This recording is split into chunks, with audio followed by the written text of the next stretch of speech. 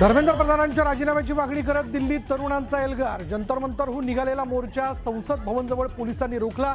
आंदोलकांची धरपकड।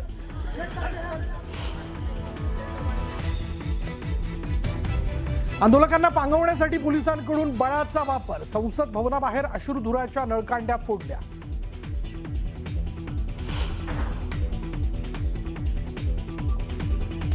मी माझं उपोषण सुरूच ठेवणार, सोनम वांगचुक यांचा निर्णय। शांततापूर्ण मार्गाने आंदोलन करणाऱ्या तरुणांना दिलेल्या क्रूर वागणुकीचा वांगचुक यांच्याकडून निषेध।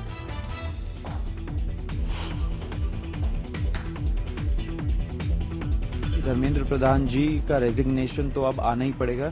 या तो उनको बर्खास्त करे कैबिनेट से, या तो ये वो खुद रिजाइन करे। प्रोटेस्ट तब तक चालू रहेगा जब तक उनका रेजिग्नेशन नहीं आ जाता। आंदोलन थांबलेलं नाही, सीजेपी प्रवक्ते सौरभ दासचा इशारा।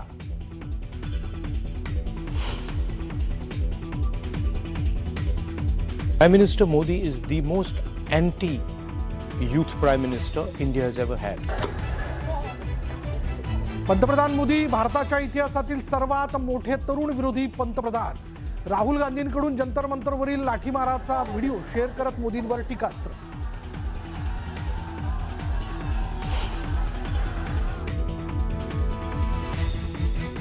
मेलेल्यांना जिवंत केल्याबद्दल धन्यवाद। आजच्या आंदोलनाचं श्रेय सरन्यायाधीशांना। सीजेपीच्या दिल्लीतील आंदोलनावर संजय राऊतांचा टोला।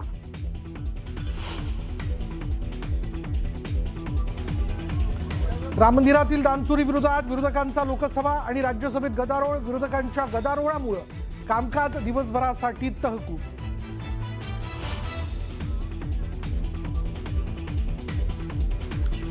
समृद्धी महामार्गावर कारला ट्रकची धडक। धडकेनंतर आग लागल्यानं 6 जणांचा मृत्यू। वर्ध्याच्या टिपले कुटुंबातील 3घांचा मृत्यू।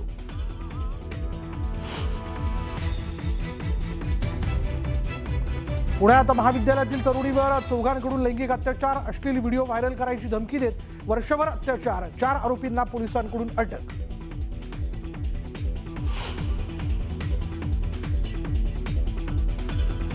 निर्गुण हत्याकांडानं कल्याण हादरलं। प्रियकराची हत्या करून मृतदेह बाथरूममध्येच सोडून महिला फरार। व्हॉइस मेसेजेस पाठवून घरमालकाकडे दिली कृत्याची कबुली।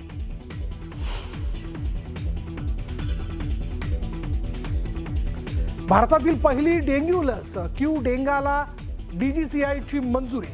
कोणत्याही पूर्व तपासणीशिवाय 4 ते 60 वर्षांपर्यंतचे नागरिक घेऊ शकणार लस।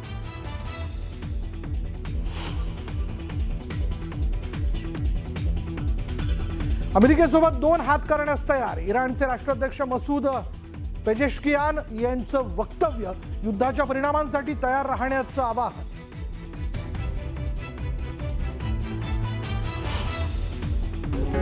आता बघूयात केतन अग्रवाल हत्याकांडातील मुख्य आरोपी सियाचा आणखीन एक व्हिडिओ समोर आलाय। हा व्हिडिओ जो आहे तो केतन अग्रवाल आणि सिया गोयल यांच्या साखरपुड्यातला व्हिडिओ। दोघेही खुश दिसतात। यावेळी सियाला एका होस्टनं एक प्रश्न विचारला, केतनची कुठली गोष्ट तुला सर्वात जास्त आवडते असा प्रश्न विचारला। यावर केतन खूप चांगला आहे, तो माझी खूप काळजी घेतो असं उत्तर सियानं दिलं। तिच्या या भोळ्या चेहऱ्यामागे केतनच्या हत्येचा कट सुरू होता याची जाणीव यावेळी केतन आणि तिथं उपस्थित असलेल्या कुणालाच नव्हती। सियाने होणारा पती केतनच्या हत्येचा एकदा नाही तर अनेकदा प्रयत्न केल्याचं बोललं जातंय। हत्येच्या काही दिवसांपूर्वीच सिया केतनला लोहगडावर घेऊन गेली होती, पण त्यावेळी तिचा हत्येचा प्रयत्न जो आहे तो फसला होता असं सांगितलं जातं। क्या इनका नेचर या क्वालिटी वाइज आपको सबसे best quality as a husband to be क्या लगता है कि आपको लगता है that's why he is my hero number 1? He is very caring and kind. Caring and kind. Oh, Jay, thoda everyone, this is a oh moment. क्या बात है, superb. Everyone, तालियां हो जाए. आता बातमी उपनगरात कल्याणमध्ये काय घडलं बघा। कल्याणच्या मलंग रोडवरील नीलकंठ सोसायटीमध्ये एक अत्यंत थरारक हत्याकांड उघडकीस आलंय। एका व्हॉइस मेसेजनं या हत्याकांडाचा पर्दाफाश झाला। मानपाडा पोलीस ठाण्याच्या हद्दीत घडलेल्या या धक्कादायक घटनेमुळे संपूर्ण कल्याण परिसरात प्रचंड खळबळ उडाली आहे। फ्लॅटमधील बाथरूमचा नळ चालू राहिलाय आणि तिथे एक डेड बॉडी ठेवली आहे, त्याची विल्हेवाट लावा। हा व्हॉइस मेसेज ऐकून कल्याणच्या अजय पाटलांच्या पायाखालची जमीनच सरकली होती, कारण त्यांना हा व्हॉइस मेसेज त्यांची भाडेकरू हसीबा हिनं पाठवला होता. कल्याणच्या मलंग रोडवरील निळकंठ सोसायटीत अजय पाटील यांचा फ्लॅट आहे. हसीबा आणि तिचा पती या फ्लॅटमध्ये भाड्याने राहत होते. पण हसीबाचा हा व्हॉइस मेसेज ऐकल्यानंतर अजय पाटलांनी थेट निळकंठ सोसायटीतील आपला फ्लॅट गाठला. त्यांनी फ्लॅटमध्ये जे दृश्य पाहिलं ते अंगाचा थरकाप उडवणारं होतं.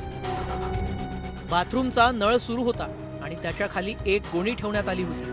पोलिसांनी गोणी उघडून पाहिली तर त्यात एका तरुणाचा पूर्ण सडलेला मृतदेह आढळला. गेल्या 4 दिवसांपासून घरमालक अजय पाटील यांना सोसायटीतील इतर रहिवाशांकडून फोन येत होते. बंद असलेल्या या फ्लॅटमधून पाणी आणि दुर्गंधी येत असल्याची तक्रार इथल्या लोकांनी केली होती. त्याचं सत्य इतकं भयानक असेल असं त्यांना कधीच वाटलं नव्हतं. 4 दिवसापूर्वी मला सोसायटीवरून फोन आला की रूमच्या बाहेर पाणी येतं. तर मी त्याला फोन केलेला की आपके घर से पानी आ रहा है, आपके वाइफ को बोलो बंद करने के लिए. तर त्यांनी मला मी त्याला सांगितलं. त्याने बोलतो दादा की आहे. तर मला वापस सोसायटीवरून फोन यायला लागले. तर मी त्याला बोललो की बाबा नाही पाणी बंद किया, वापस फोन करिए.